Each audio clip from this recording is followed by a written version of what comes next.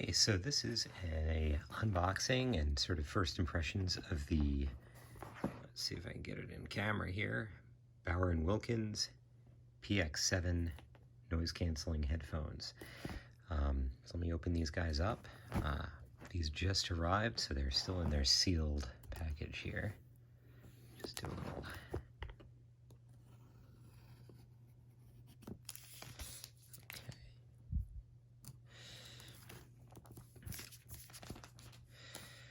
Alright, take a look at what we've got here.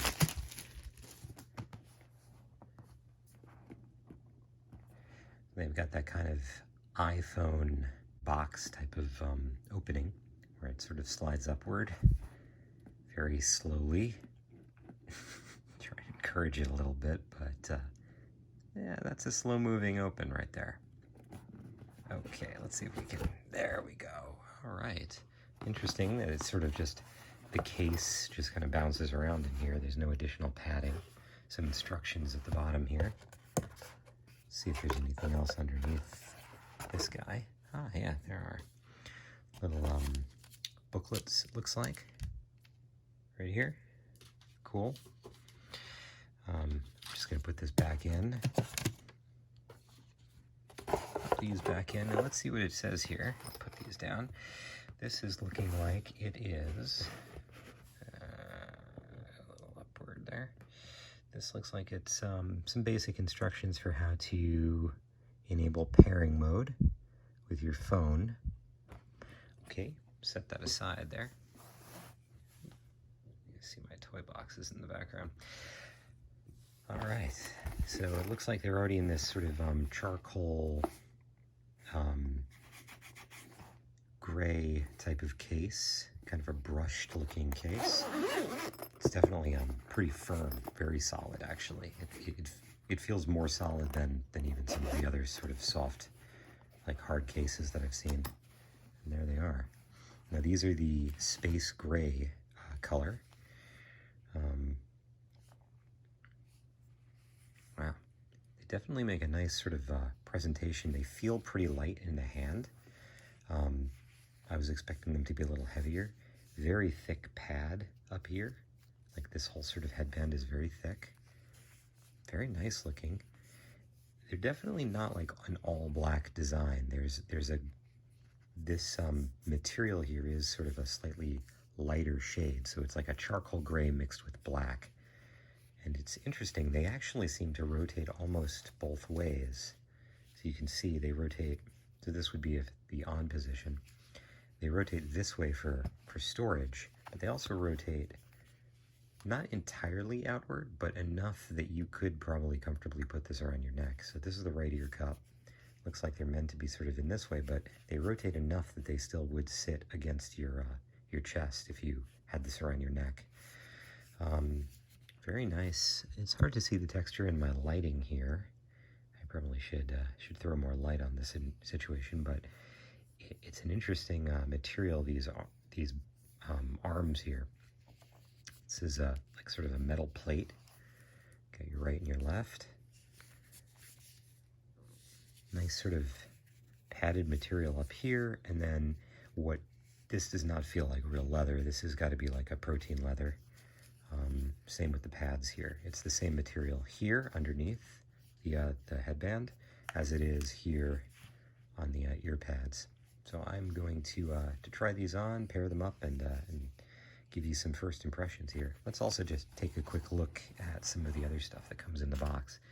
You've got a, ooh, this is nice. So this looks like it's an 1/8 inch to an 1/8 inch headphone cable, which is very nice. Most of the other manufacturers like Sennheiser and Bose go for that smaller connector here, which is not proprietary, but it's a little less common since generally an 1/8 inch is the standard size to plug in anything, and it looks like it's just kind of a reversible male-ended 1/8 inch stereo cable. Got a little that stuff. Okay, so the way that this goes in here is there's like a little strap, like a little pocket that these are meant to sort of go into, and there's a little nub in here, if you can see that, that I guess helps separate the two headphones from bumping into each other. And so you also get a USB-C to USB Type A cable. This does not have like an adapter like the Sennheisers. It's just a straight up USB-C to USB-A cable. I'm going to put this back in here. See if there's anything else. Nope, looks like that's it. Nothing opens here. It's just a little pocket, but it doesn't need to be more complicated than that. Throw it back in there, and I'm going to pair these up and see how they sound. All right, so I've spent the evening listening on these headphones. I don't have a ton of experience with them so far, but I can say, at least from my initial experience, that these are a very, very well-rounded headphone, very polished, more so than any others that I've tried. That includes like the Bose 700s, the Sony M3s, the Sennheiser Momentum 3s, and now these. They just sort of are very nicely crafted. So these use physical buttons instead of touch buttons like the Sonys and the Bose. They have a switch here. It's hard to see. Let me see if I can focus on that. So there's a switch here, which I'm not going to touch right now because it's paired to my phone and I'm recording with the phone, so I don't want to get into it. But there's a physical switch. These are sort of plastic buttons, and they do have like a little bit of rock to them. They feel a little plasticky. Although I will say they feel nicer than using the rubberized buttons on the Sennheisers. The plastic feels more firm. It's a little clickier. It's much more tactile. Whereas the rubber on the Sennheisers, you get a nice grip on it, but it's not as responsive as these buttons are, even though they do feel a tad plasticky. This is a sort of a slider, so right now the headphones are off. If I were to switch this up, they would turn on, and if I were to push them up even further and hold them there for a second, it would go into Bluetooth pairing mode. I'll talk about that in a little bit more detail in a sec. Then you have a volume up button. You have a play pause button, which if you tap and hold will activate your voice assistant. A volume down button, your USB-C connector, your 1/8 inch headphone cable, and then on the left of your cup here, you've got a button that will switch between noise canceling. And this is a toggle. The setup on these is, I would say, very similar to the Bose. You press this once to set it to high, press it a second time to set it to low, press it a third time to set it to auto, which will, I suppose, automatically try and determine the type of listening environment you're in and therefore set noise canceling accordingly, and press it a fourth time to turn it off. If you press and hold for 2-3 seconds, it will go into transparency mode. Okay, so there is a lot of polish here, more than I've seen in any others. So first of all, let's talk about like the connectivity. You can pair these headphones to 2 devices simultaneously. That means they can be actively connected to 2 devices. It's not the same exactly as multi-point, which means that they can remember having been paired to other devices. Almost all headphones can do that. What these let you do, similar to the Bose and similar to the Sennheisers and many other headphones, with the exception of the Sonys, will let you connect simultaneously to 2 devices. Now, excuse me, many different headphones will handle this differently. The Sonys obviously don't do it at all. The Bose handle it by connecting to 2 devices. The most recent device you connect to will force the last device that was connected off. So if you try to connect a third device, the oldest device of the 2 will fall off. And you can go into pairing mode, I think, with the Bose by pressing and holding a button, so you can then pair to that third device or fourth device, and the oldest one will then fall off. If you were listening to music on, let's say you were connected to 2 devices, you're connected to your laptop and your phone, and you're listening to music, this is the Bose I'm referring to, and you were listening to music on your laptop, and suddenly you switched your phone and you try playing music on your phone, you will hear nothing. This is one of my biggest complaints about the way that the Bose headphones implement the multiple connection Bluetooth feature. You will not hear anything. You won't know why you haven't heard anything because it may not occur to you that the reason is that you're currently listening to something else. But that is how they work. Similarly, if you go into transparency mode on the Bose, you can play audio to them, but they won't come through. It'll just like sort of hit a roadblock, and it won't be clear why you're not hearing anything. Sennheiser handles it differently. Sennheiser prioritizes the audio from the source that has started playing most recently. So if you're connected to your laptop, or let's say you're connected to your phone, you're listening to music on your phone, you go over to your laptop and you hit play on music, or you get a notification, which is annoying. The Sennheisers, if connected to both of those devices, will stop the sound from the first device and start the sound from the second. When the second device, so say the laptop, you stop playing music on it, it will then resume playback on your phone. These handle it even more elegantly than that. It's a subtle difference, but they do sort of a slight fade. So you can, if you were listening to music on one device and switch to another, it will automatically fade out the one and fade in the other. It's a subtle touch, but the Sennheisers have a very abrupt cutoff that I don't really care for. These are a little bit more elegant. They also handle the voice assistant and pretty much any kind of sound interjecting into them more elegantly. In the case of Bose, they one of my biggest complaints about those headphones, the 700s, is that the voice assistant will interrupt music playback or a phone call both ways, incoming and outgoing, to tell you that it's disconnected from some other device that isn't the device you're listening to, or that you've adjusted your noise canceling. The Sennheisers will do this, but they will sort of play the audio over. What these will do is they will duck the music that you're listening to and play the audio of the voice assistant or whatever it is that you're listening to over it, which is very nice. It sort of fades out the background music. This is also the case when you switch into transparency mode. You press and hold this little button here, you switch into transparency mode, and instead of the audio becoming muted and you now being in transparency mode, or like the Sennheisers where you have the option of continuing to listen to music while being in transparency mode, these don't seem to give you that option exactly, but what they do is a little bit nicer. They reduce the volume of the music playback. You can still pause it on your own by pressing the play pause button. They'll reduce the volume of the playback and still allow you to hear ambient noise, which is, again, just a little bit more elegant. It's a smoother, more enjoyable experience. Everything about these is kind of rounded out like that. There are a few little hiccups that I ran into. For example, when you're listening to music and then suddenly flip the headphones to an off position, the volume seems to burst a little bit loud for a second before the headphones turn off.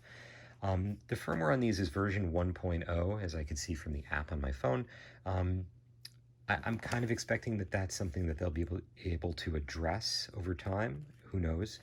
The app does inform you that they intend to release and roll out features over time, so I'm not really sure what they have planned for these or what they mean by that, but that does work. The app also worked really nicely. I can't show it to you because I'm recording on my phone right now, but the app worked connected very effortlessly. You didn't have to sign in. It did ask you for permission to share data, such as like bug reports and things like that, which is nice. I accepted those, but you could easily decline them. It asks you up front. The connectivity was very easy. The app was very similar to the Bose app in that you can choose which Bluetooth device you're paired to. You could also change a number of settings, such as the noise cancellation, disabling it, enabling it, switching on and off transparency mode, as well as adjusting the auto detection of like whether these are on your ears, which is nice. The ear cups both will auto detect, so you could pull off either ear cup and the music will pause. It does take about a half a second to a second before the music will pause. You can adjust the sensitivity, but in my experience, messing around with it in the app, it didn't change how long it took for that play pause to kick in. It maybe just changed how close the proximity needed to be in order for that to activate or deactivate, which isn't necessarily going to make it easier for you to pull one of these ear cups off to have a quick conversation. It takes about a second for them to turn off the music that you're listening to. These do sort of fold inward, and wearing these around my neck, I did find that it was very comfortable wearing them around my neck with them pointed inward. And I've also tested playing back music and laying these on a table to see if the sensor, the sort of proximity sensor, would trigger the music to start playing. I think it's difficult to show this exactly, but I think because of the way that they sit against a flat surface, sort of elevated like this, it didn't trigger. If I did press the ear cups down against the surface, it did start playing. So it wasn't like it was disabled because of the position of these the ear cups. I think it's just the fact that when you lay them flat on a surface, they don't tend to flatten out enough for that proximity sensor to kick in. The sort of a few comments on design. This movement of rotating the ear cup is extremely smooth and nicely dampened. This, on the other hand, is less so.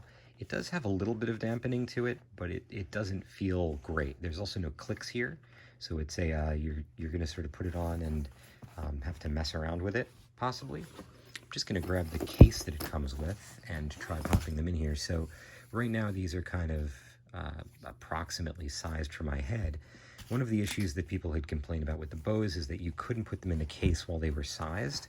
And I'm going to say there is a certain amount of ability to do that, but I think, so right now these are kind of sized for my head. You can see they're not totally in the downward position. And I can I close these? I can't close these. So I'm going to have to change the size of these headphones to fit them into this case so that I can then close the case.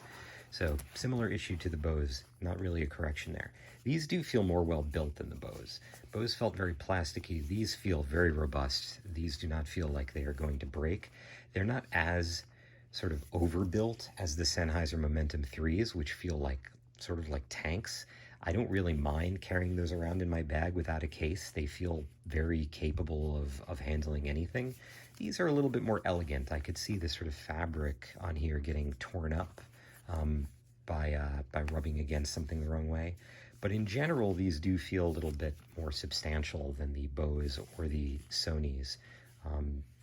This hinge here also sort of, it feels a little bit more firm than the Bose hinge, which has that sort of odd thing that comes down through the center.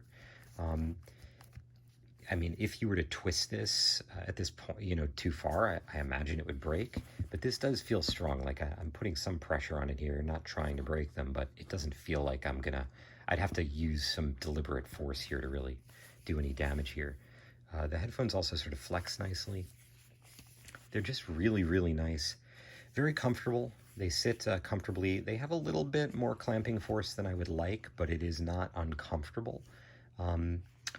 They because of this, this is a Bauer and Wilkins thing, because of the way that this hinge is designed, this sort of arm that connects to it is a little awkward putting them on. I think you'll get used to it, but it isn't, because of the way that they sort of